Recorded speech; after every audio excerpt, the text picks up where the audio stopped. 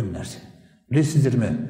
Тәуба сүресінде Алла Тағала еркектердің ең бірінші сипатын немен сипаттаған?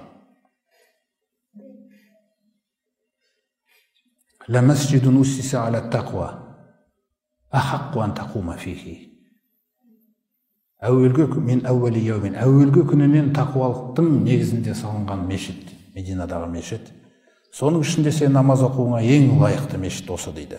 Фихи риджалун дейді. Оның ішінде еркектер бар.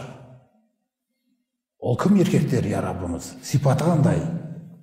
Біз енді өзіміз қоғамдағы стандарттармен өлшеп қалуымыз мүмкін ғой. Алла Тағала айтады: Фихи риджалун юхиббуна ан ятатаххару. Таза, астыңғы жақтарын таза ұстауды сүйетін еркектер дейді.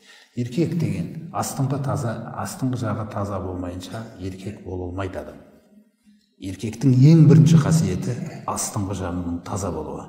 Және таза жүруді қалау. Дәретті жүру. Алла қояды стандартта.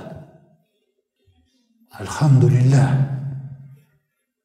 Ең кішкентай нәрседен бастап, ұлы нәрселерге дейін күллі нәрсені үйретіп берген пайғамбарымыз саллаллаху алейхи ва саллям.